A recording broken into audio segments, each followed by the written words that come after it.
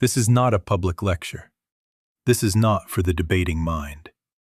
This is a private inner teaching, and if only you will listen with your inner ear, if only you will not argue with me in the brain, but let the heart be still, then what I am about to say will do its own work in you. It will reveal itself, because I am not giving you opinions. I am not collecting phrases. I am telling you what these many years of practice have made inescapable to me. And it is this. There is only one error, and that one error is hypnotism. And it appears as every picture of trouble, every picture of sickness, of fear, of lack, of conflict, even the flattering picture of so-called good humanhood. And there isn't any other cause. Do you see that? There isn't a second cause hiding anywhere. Now, if that sounds abrupt, take a breath and listen between the lines, because I must say it slowly and absolutely, or you will try to make exceptions, and then you will be right back in the 1,000 pictures, and the minute you are looking at the 1,000 pictures, you are hypnotized again. So hear me. It is not sickness and fear and lack and loneliness. It is only hypnotism appearing as sickness, hypnotism appearing as fear, hypnotism appearing as lack, hypnotism appearing as loneliness. And as long as you grant these appearances status as separate conditions, you are adding links to the chain that binds you. Do you follow that? The governing question that will carry us all the way through is very simple, and yet it will not let you rest in your old ways. If the cause is one, why do we keep treating 1,000 effects? And why do the effects multiply when treated? Why 2 new troubles bloom where 1 seemed to be plucked? Why does the human scene insist on offering you a new mask of the same mesmerism every time you congratulate yourself for fixing the last one? Do you see what I mean? The world has 1,000 diagnoses: economic, psychological, medical, political. And the world will offer 1,000 solutions to match. And that is why the world remains the world. But the inner teaching has a single diagnosis. And until you accept that single diagnosis, you remain at the mercy of appearances and their replacements. And your prayers become rearrangements of furniture in a dream. This is confrontation, and it is reassurance at once.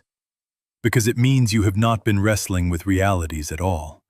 You have been wrestling with pictures. And pictures do not need repair. They need recognition for what they are. And when they are recognized, they lose the capacity to frighten or to fascinate. And then they fade. So from the beginning, let us agree on the aim of our work together. We are not going to fix a body. We are not going to engineer money. We are not going to adjust relationships as separate demonstrations. We are going to see through suggestion. We are going to be still until the consent to the picture is withdrawn. And as that consent is withdrawn, the picture dissolves of itself. If you will listen with your inner ear, you will discover that there is only one demonstration, and it is the realization of the one presence and the one power. And when that is felt, when that is known even a little, the need to juggle effects disappears. And so do the multiplying pictures, thank heavens. That is our foundation. Now follow me very quietly, because this is where the whole fabric is woven or torn. And if you miss this, you will go back to treating 1,000 effects and wondering why 2 more show up every time you finish the last one.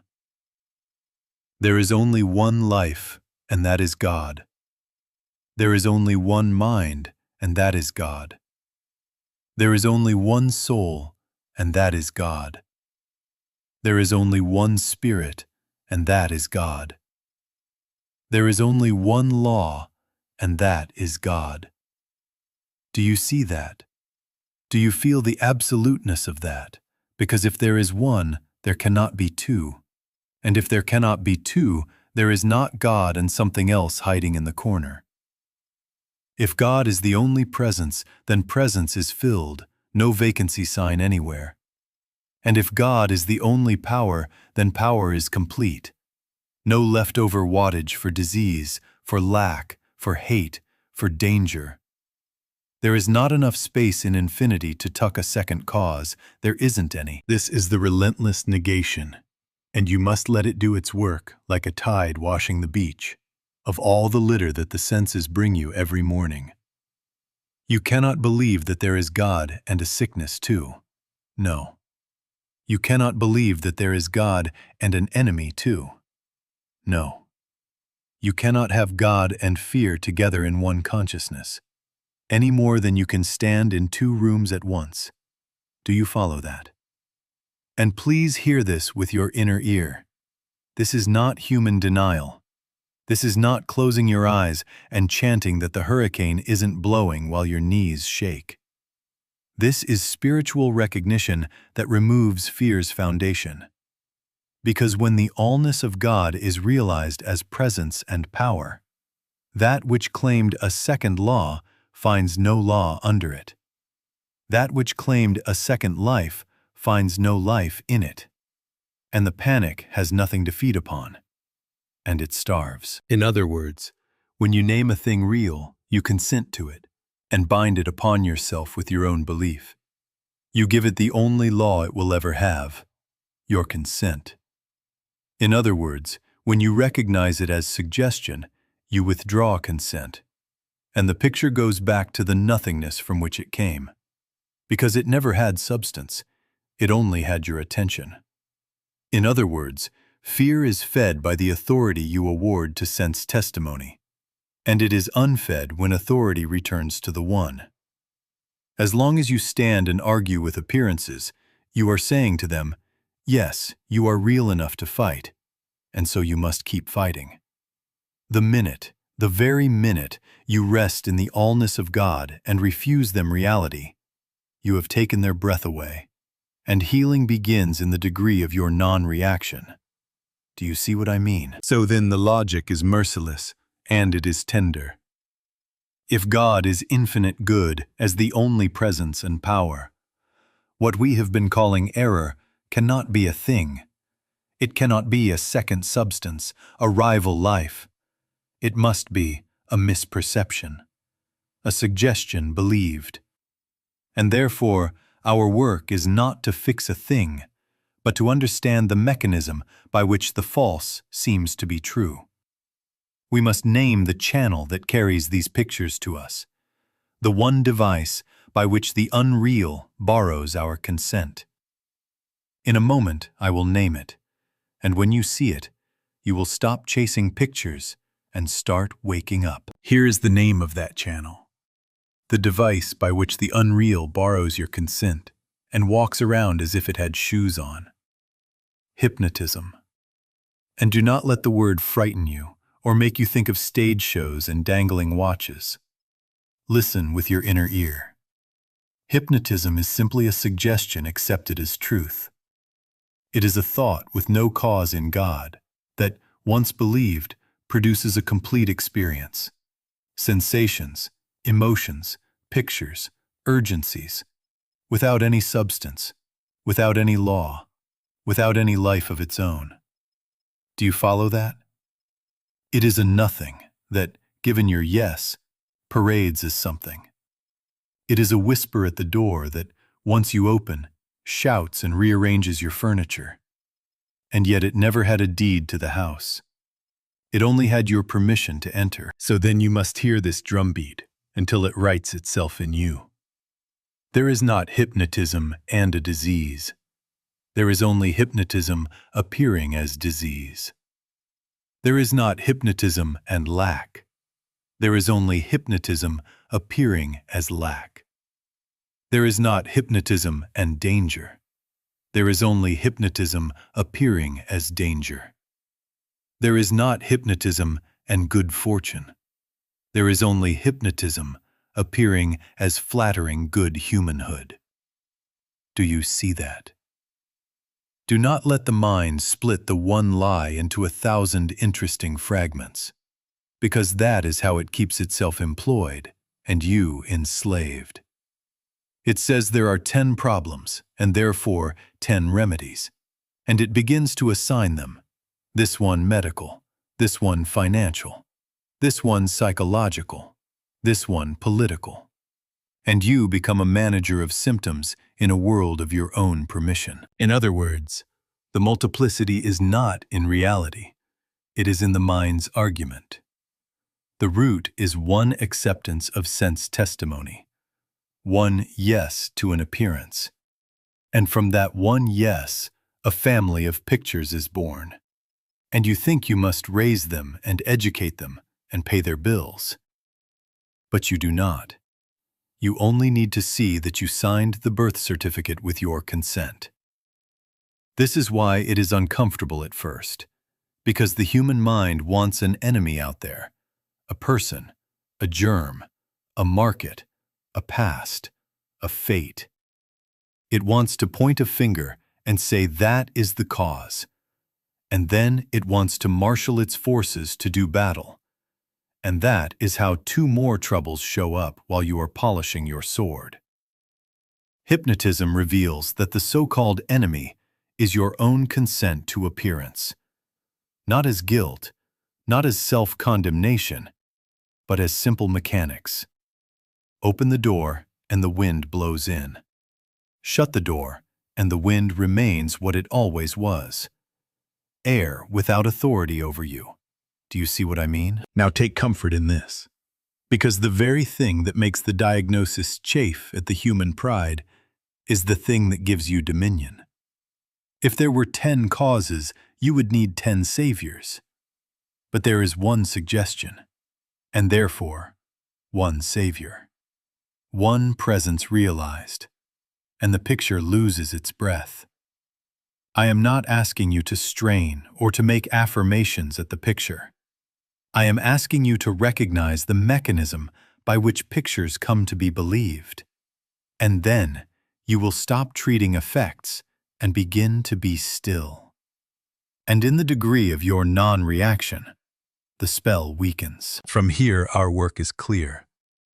We must see how illusion works in ordinary life, so that when it appears on the body as pain, on the ledger as lack, in the home as conflict, you will recognize hypnotism by its footprints and not be impressed by its costumes. In a moment, I will show you how a mirage proves the method and how a hypnotic fear can produce real violence without a real serpent anywhere. And then you will know why we never battle the picture. We awaken from the suggestion that produced it. Stay very still now. Listen with your inner ear, because once you see this single diagnosis, you will no longer wander in the 1,000 remedies. You will withdraw consent. You will return to the one, and you will watch the picture return to the nothingness from which it came. Now let me take you by the hand into something you already know but have not applied to your life. Listen with your inner ear. The desert road is hot. The air shimmers, and straight ahead your eyes report water. A bright sheet, a little lake right across the asphalt. And because you are sensible, you slow down. You watch it. You drive toward it, and notice it keeps moving away. You cannot quite reach it, so you drive a little farther, and now you are on the exact spot where the shining lay. And there is nothing there. Not dampness, not a puddle, not a trickle. Dry road and dancing light. Do you see that? At no point did you get out with a bucket and remove water. At no point did you drain a pond. At no point did you say a magic word to turn liquid into pavement. The water did not go anywhere because there never was any. The change was not in the road.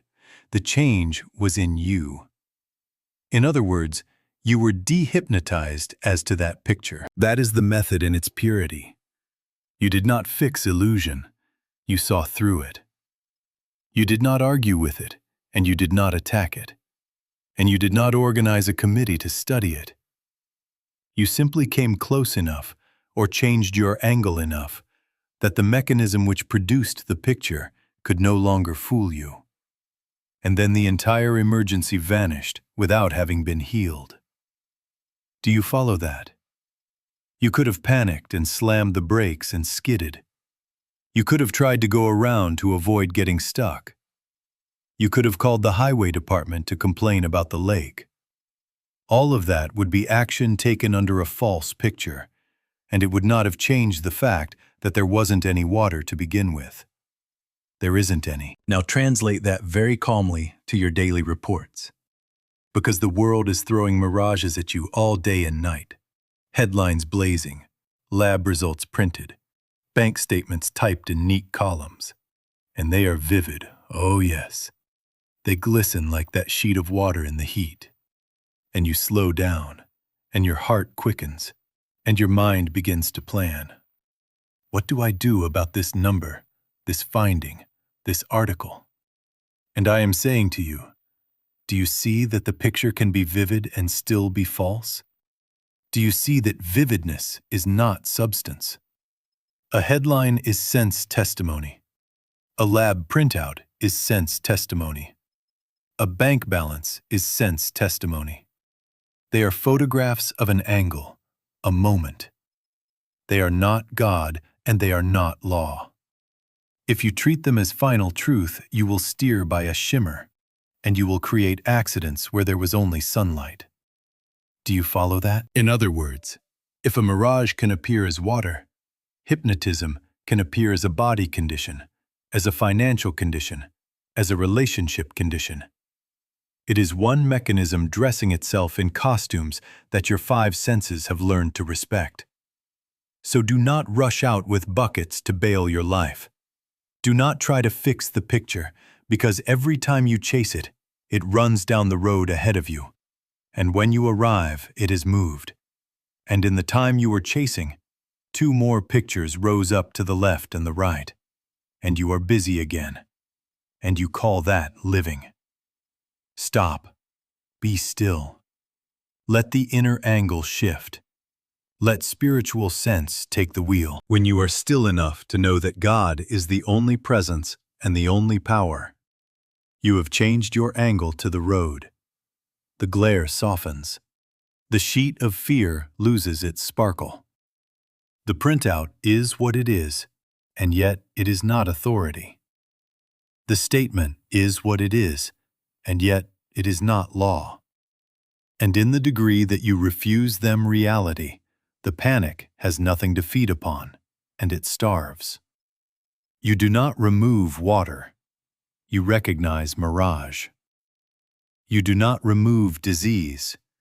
You recognize hypnotism appearing as disease. You do not create money. You recognize hypnotism appearing as lack. You do not repair persons. You recognize hypnotism appearing as 2 minds. And in that recognition, the picture returns to the nothingness from which it came, because it never was anything but suggestion asking for your consent. Do you see what I mean? Stay with me now and listen with your inner ear, because here is the second proof, and it will not let your old habits hide. A hypnotist stands before a subject, a decent, sensible person, and he suggests very quietly, very confidently, that the floor is full of snakes. And notice what happens. The subject stiffens, the breath shortens, the heart jumps, the eyes widen, and then the cry comes. Real sound, real sweat, real trembling, and perhaps in the next instant, a chair is grabbed, or a leap is made, or a fist is swung. And bodies collide, and things are broken, and someone may be bruised. Do you follow that? And yet no snakes were there. Not one. There isn't any. The suggestion was the only cause. The picture was born of acceptance. And from that acceptance came a complete sequence. Emotion, sensation, action, even injury. And still, the cause was nothing more than hypnotism, a thought with no God in it, dressed up as emergency. Now here is the uncomfortable conclusion, and you must let it sting your pride until it sets you free. Consequences can be intense and still be effects of nothing. The severity of the panic does not certify reality. The pounding heart does not testify to serpents. The broken furniture does not prove there was a reptile in the room. It only proves that belief, once granted, will write a convincing play and pull you onto the stage. Do you see that?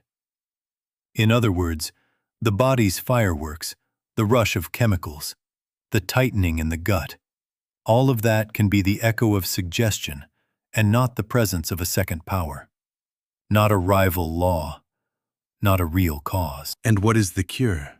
What will you do? Will you bring in snake catchers? Will you set traps? Will you suck out venom that was never injected? Will you bandage imaginary punctures? Will you hold a council about reptiles?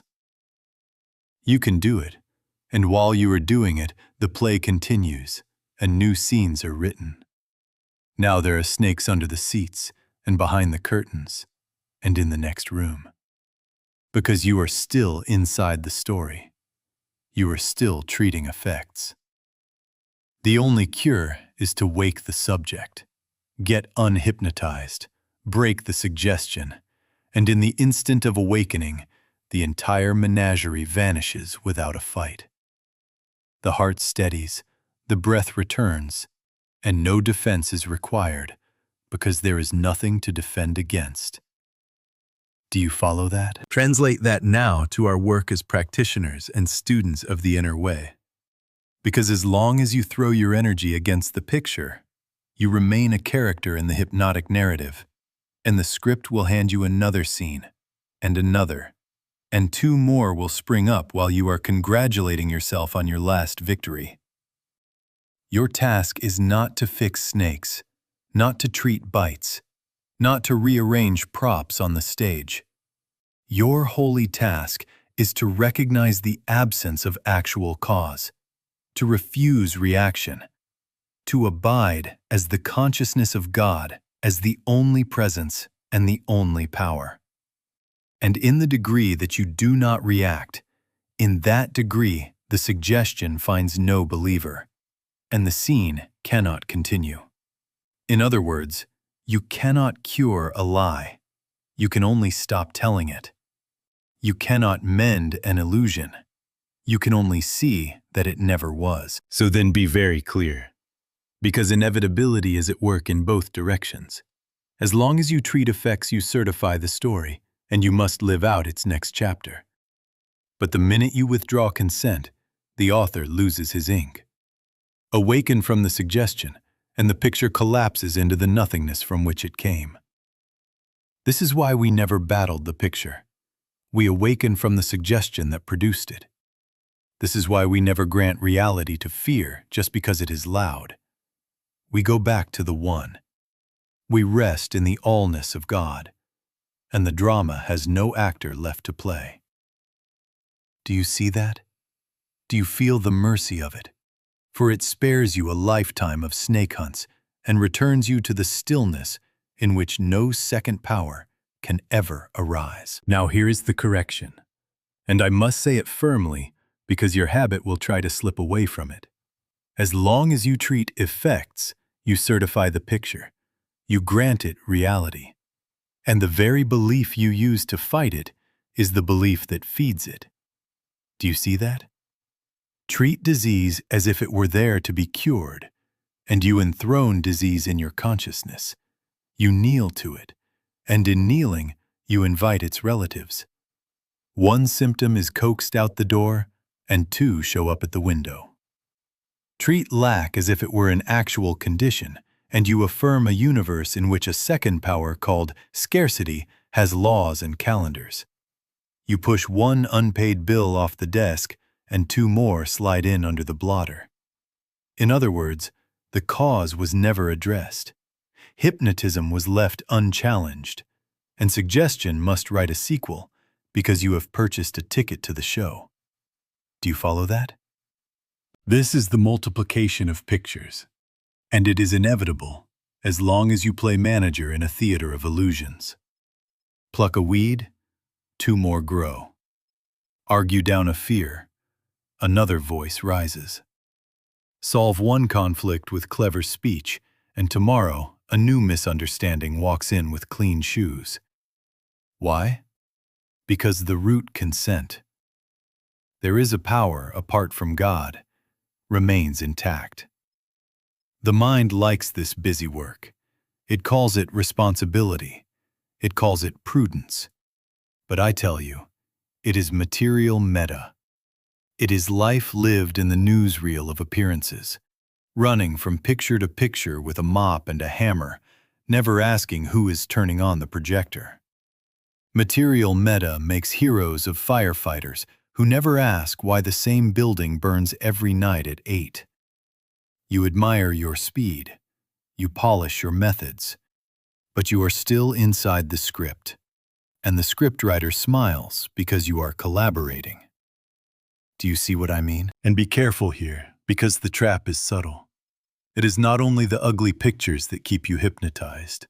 It is the flattering ones too. Pristine lab numbers become a little altar you bow to. Success arranges itself into a crown on the head of a me. Health becomes a mirror you admire and fear to lose. Spiritual accomplishments line up like medals, and you tap them when you walk. Do you see that as long as it is personal, separate, time-bound, it is still hypnotism? Good humanhood is only the sunny side of the same dream, and if you protect it as your life, you have already accepted the law of its opposite. For whatever can be gained can be lost. Whatever can be proud can be shamed. Whatever is too power can be challenged by its twin. In other words, to cherish a good picture as reality is to guarantee that a bad picture has standing in your court, and you will be kept busy issuing rulings all your days. So how then shall we break the cycle? How shall we stop the multiplication that comes from treating effects? We must withdraw consent at the point of entrance. We must find the channel through which hypnotism presents its case, and we must refuse it authority. You can never get dehypnotized as long as you are judging by appearances, as long as the 5 physical senses are your courtroom and their reports your law books.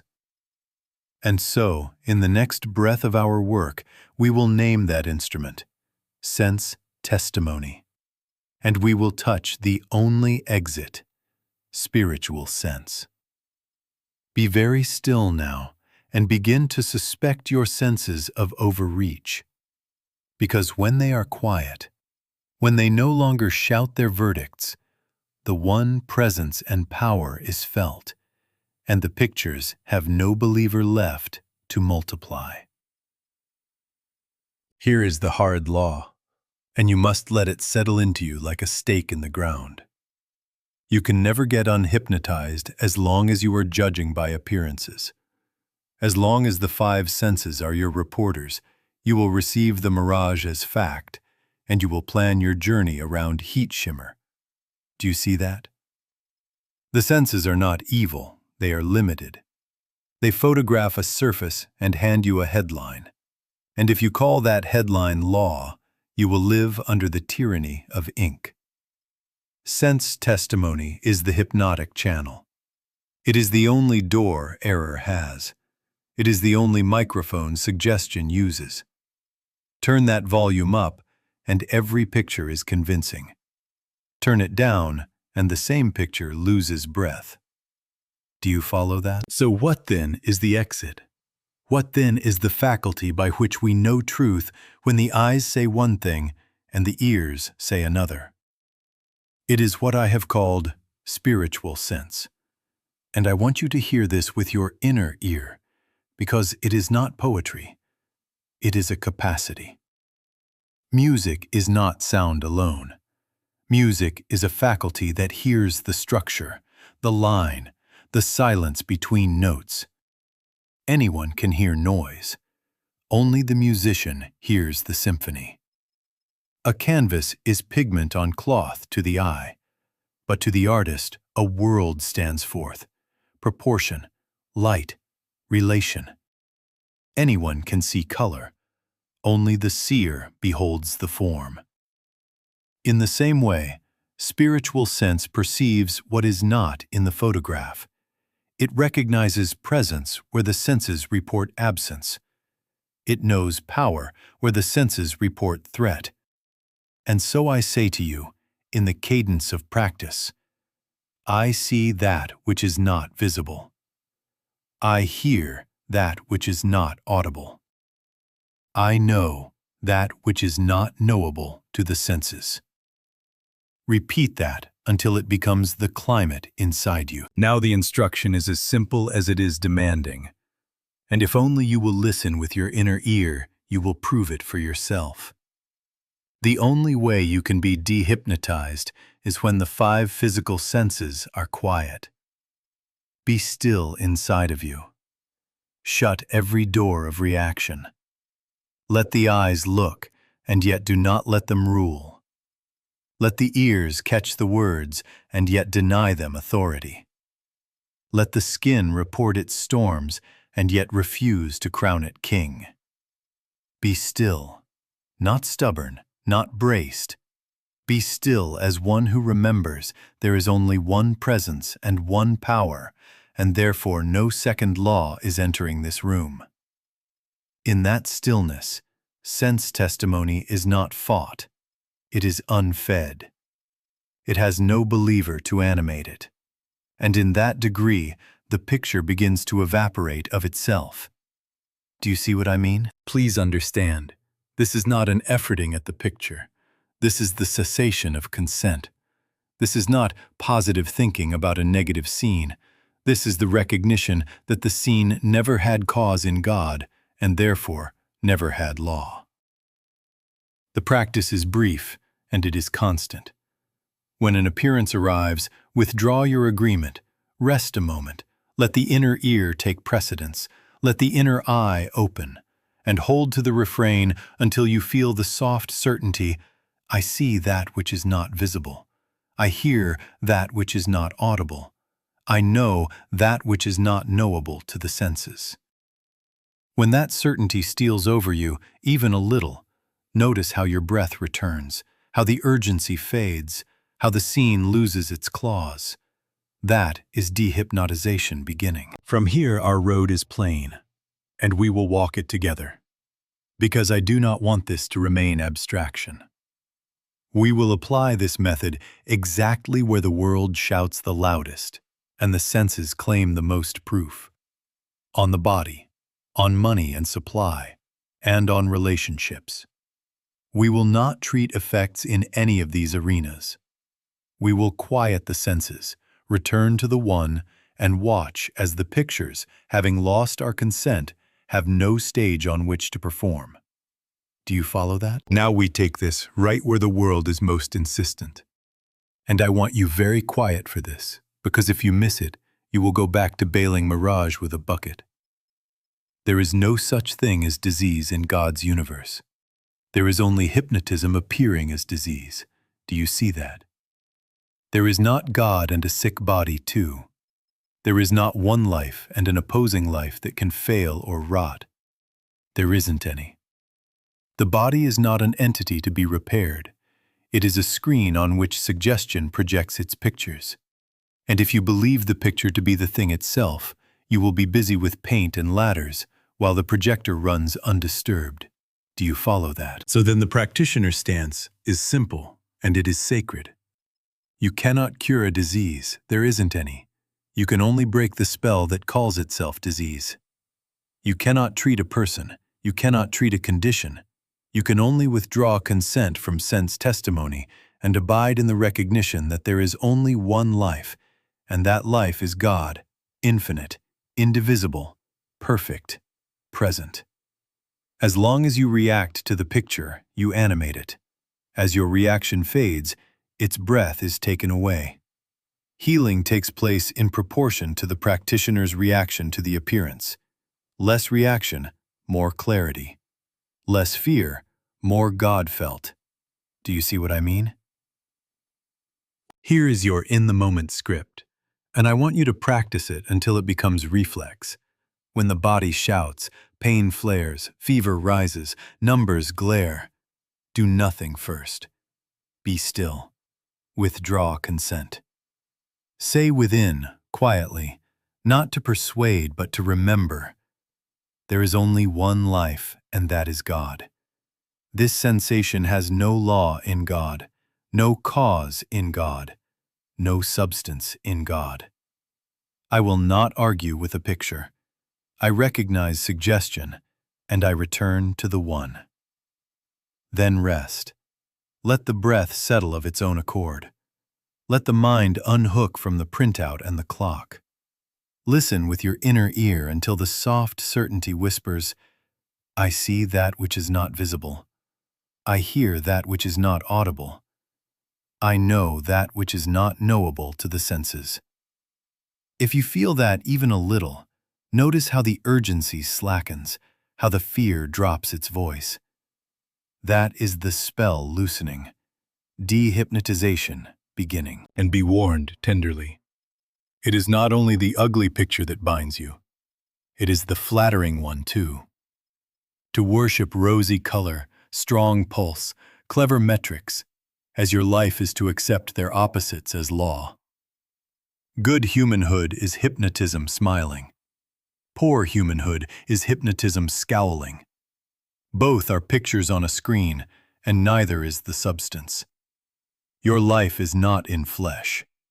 Your life is God being itself as you, and the body is the servant screen upon which that life may cast a healthy play when consent to suggestion is withdrawn. Do you follow that? Now in practice, you will find this measure unfailing. If you can meet the body's report without hurry, without bargaining, without if only, then healing is already underway. If you feel the old adrenaline and argument, be still again, for the only work is the reduction of reaction. Make no mental effort at correcting, hold no image. Simply stand in the allness of God and let the picture, having lost your consent, fade to the nothingness from which it came, because it never was anything but suggestion asking to be believed. And if you have seen that disease pictures are suggestion, you are prepared for the next unveiling, because hypnotism has a favorite mask with dollar signs on it. It says supply is made or missed by persons, by markets, by luck, and it prints convincing statements to prove it. In our next step, we will take the same stance with money that we have taken with the body. For lack is not a condition to be repaired. It is suggestion to be refused, and supply is the natural appearing of realized presence. Do you see that? Now turn your gaze to the ledger, to the invoice, to the price at the pump. And do not let the mind dart like a sparrow. Be very still and listen with your inner ear. There is not hypnotism and lack. There is only hypnotism appearing as limitation. Do you see that?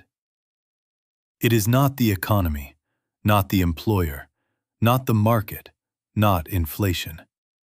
These are the costumes on the stage, and the script is one. Suggestion accepted as truth. If God is the only presence and the only power, then what could oppose supply? What could interrupt the flow of infinite life expressing as form? There isn't any. Supply is not a second thing God manufactures and ships in crates. Supply is God felt, God realized, God being itself as sufficiency. And what appears as wages, clients, opportunities, is only the picture on the screen, not the substance. Do you follow that? Here's the mechanism exposed, and I want you to catch it in the act. The fear of tomorrow is the trance. The mind whispers, what if, what if? And at once the hands begin to clutch, the plans multiply, the lists lengthen, The bargains with time are struck. Save more, grab more, scheme more. And the very grasping is your testimony that you believe in a second power called scarcity. Hoarding is worship under another name. Desperate planning is prayer to a false god. You certify lack as law, and the show obliges. One bill leaves, and two appear. One avenue narrows, and you stand with your back against a painted wall. Do you see what I mean? As long as you live by forecasts and headlines and the opinions of experts, you are steering by mirage. You are in material meta, and it will keep you dutiful and tired. Now hear the golden chord. There is only one demonstration, and that is the realization of God. Seek ye first the kingdom of God, and all these things will be added unto you. Do not make a separate demonstration for rent, another for groceries, another for tuition. You cannot make a demonstration of money. You can only make a demonstration of presence, and money appears as included, like sunlight on a field after the clouds part. God is substance. Forms are expressions. In other words, mahogany is the substance, and it appears as tables and doors and rails. And you would not chase tables as if they were life. You go to the forest of substance, and tables abound. Do you follow that? So when the statement arrives with its tight numbers, or the inbox is thin, or an invoice delays, do nothing first. Be still. Withdraw consent from the picture. Say within, quietly, not to coax, but to remember. There is only one presence, one power, one law. Supply is God being. This paper has no ordinance over me. Let the senses soften. Shut that five senses court, and let spiritual sense take the bench. Wait until even a little warmth steals through, the felt knowing that substance is here. Then watch how a channel you had not forecast opens, or how an old expense dissolves, or how fear itself loosens, and you discover that the very breath of freedom is supply made visible. Supply is not created by personal struggle. It appears as the effect of realized presence, when lack is seen as suggestion. Do you see that? But be warned tenderly. The flattering picture of prosperity can be as binding as the grim picture of shortage. To count digits is life. To preen over portfolios, to measure your worth by a column, is the hypnosis smiling, and it installs its shadow at your door, the fear of loss, the second power waiting in the hall. Refuse both crowns and ashes. Let God be the only presence and power, and let forms come and go as waves on one ocean. And because I do not want this to remain in the wallet alone, hear the bridge to our next room. Lack often hides in the heart as hunger for approval, as fear of abandonment, as the ache of betrayal.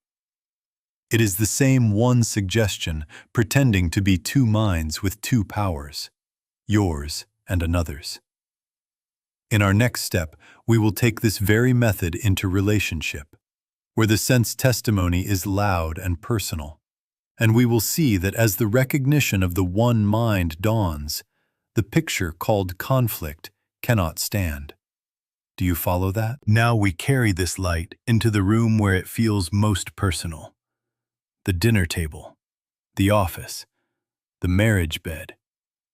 And you must listen with your inner ear, because the trap is subtle. The false premise of all relationship trouble is this: there are two minds here, two wills, two powers, yours and mine. And the minute you believe that, hypnotism has dressed itself as us. Do you see that? The quarrel is not over dishes or deadlines or doctrines. The quarrel is the belief in separation acting itself out as words and looks and silences. And as long as you accept two powers, you must defend one and attack the other. And the picture keeps writing scenes for you to play. Do you follow that? Now hear a hard word softened by love. Sin in this teaching is not a list of naughty behaviors. Sin is the return to the belief that we are separate human beings with private minds and private hurts. Do you understand that? You fall into sin when you decide you have a mind and they have a mind, and the two must negotiate or battle. You awaken from sin when you remember that there is only one mind, and it is God. And it is the only will, the only intelligence, the only love present in this room. There isn't any other. So what will you do with spouse or child or coworker? Will you correct them? Will you tighten your jaw and arrange their awakening? Will you push thoughts at them like furniture? You cannot. You can't treat a person, and you can't treat a condition. That is just material meta with religious words. Do not try to correct them. Do not mentally manipulate. Get inside and behold them as God made them, whole, pure, of one mind with you, because there is only one. Notice how reaction feeds the trance. Indignation rises and you feel righteous. Resentment coils and you rehearse a speech. Self-defense organizes its files and quotes evidence. And the picture fattens because your belief is its food. Do you see that? Healing takes place in proportion to the practitioner's reaction to the appearance. And here you are the practitioner. The less you react, the less script remains to perform. So when the accusation comes, when the text stings, when the door slams, do nothing first. Be still. Withdraw consent from the picture of two powers. Say within, quietly, I will not treat a person and I will not treat a scene. There is only one mind functioning here. One love being all, one law maintaining harmony, and I refuse to argue with a mirage. Then let spiritual sense take the bench. Look through rather than at. Listen beneath rather than to. Wait until even a little warmth steals through, the felt knowing that only God is present. In that climate, words you speak are not defense. Silences you keep are not punishment.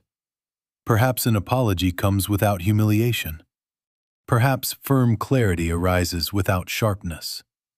Perhaps you say nothing, and the entire matter drops of itself because no believer stands to carry it forward.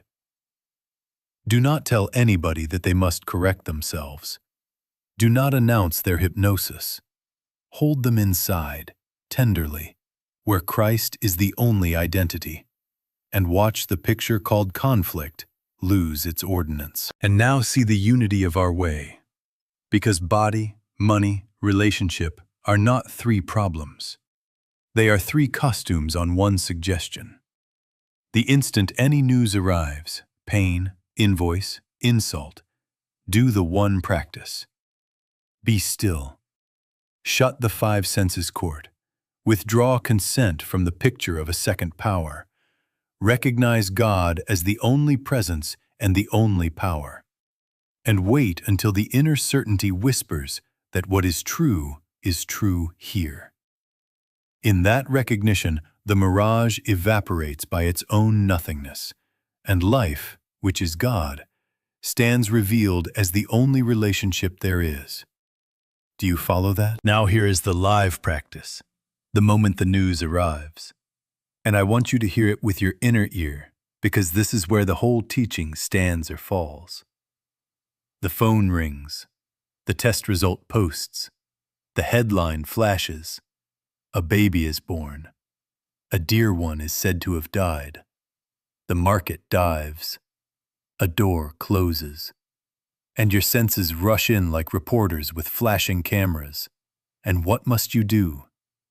Do nothing first. Be still. Do not accept the picture as reality.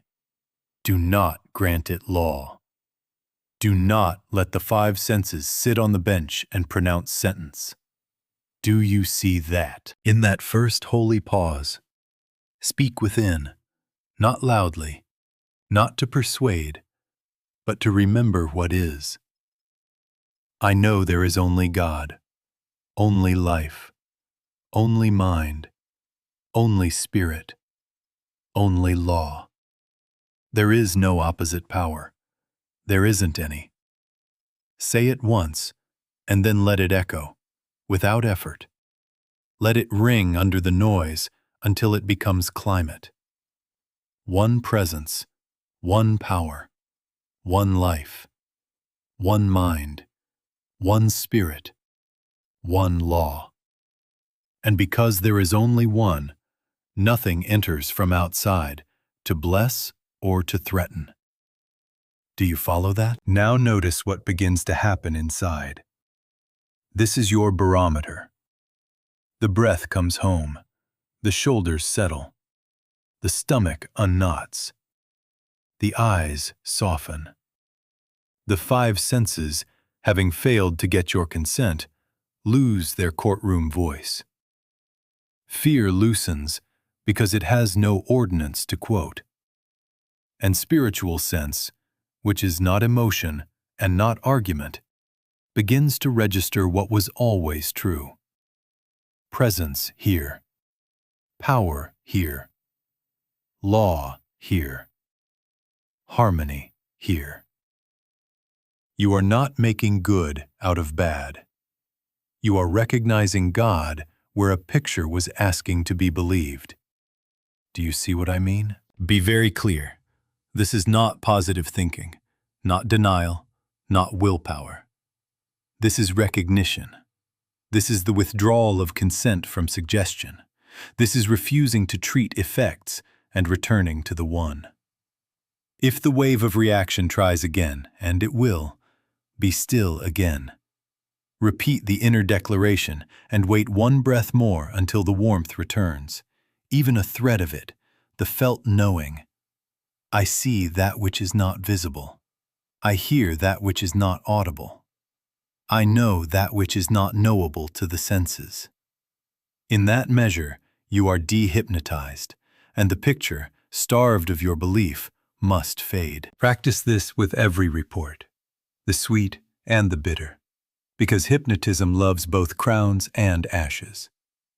Do not worship the flattering picture, and do not flee the frightening one. Meet both with the same refrain.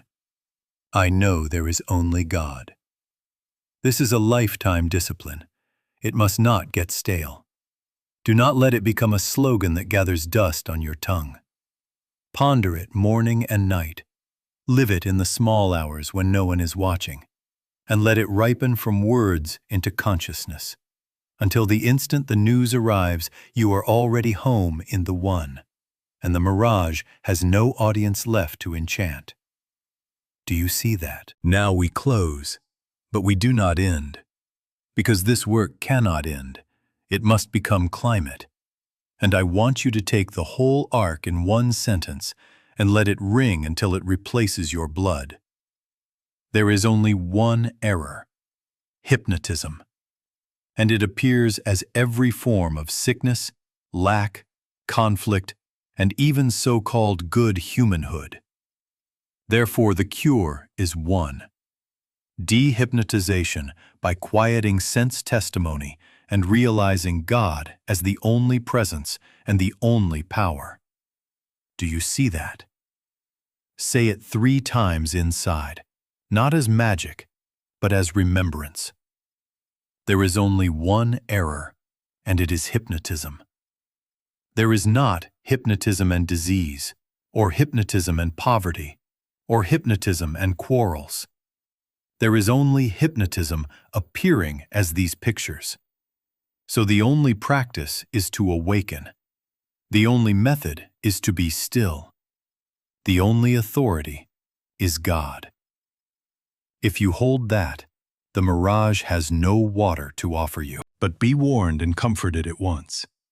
Do not let this become a phrase you mouth while the body still tenses, and the heart still races, and the hand still flies to the phone to fix. Because reaction is the measure of trance. As long as you are reacting, you are consenting. Do you follow that? If after your recital you still argue with the picture, you have not yet returned to the one. Do not condemn yourself. Simply be still again. Withdraw consent again. Wait one breath more. Let spiritual sense begin to register what was always present. The proof that you are dehypnotizing is not clever talk.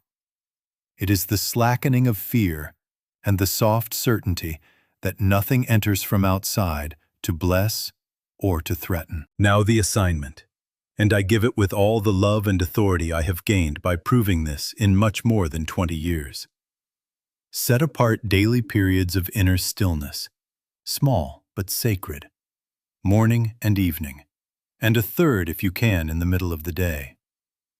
Shut the 5 senses off. Close the court of appearances. Listen with the inner ear. Do not argue. Do not persuade. Do not treat effects. Rest in the refrain until it is felt and not merely said. I see that which is not visible. I hear that which is not audible. I know that which is not knowable to the senses. 5 minutes will do if they are real minutes. Sit until the breath comes home and the shoulders remember their rightful place and the heart loosens its belt. And then go about your tasks, carrying the climate with you. Keep this living. Do not let it get stale. Return to it when the picture shouts and also when it flatters. And let the sameness of your inner posture teach the senses their limits. Let this also complete your identity change. Because you are not a struggling human trying to get God to help. You are awakening to God as your very life. One with God is a majority, and that majority is not arithmetic. It is law. It is the allness of one that leaves no second beside it. There isn't any. Stop promising to be better mirage managers. Stop bargaining with forms. Refuse crowns and refuse ashes. Abide as the awareness that God alone is presence here, and power here, and law here. And let forms rise and fall like waves on one sea without fear. So now, take this home. Meditate and ponder this idea until the pictures lose their authority in you. Keep the chapter alive. Never let it dry on the page. Let it live as practice. Be still, awaken from suggestion, and watch the mirage vanish for lack of a believer. My love goes with you as you do this, and the quiet blessing that closes our work is simple. May the One keep you in remembrance of itself. Blessings and aloha.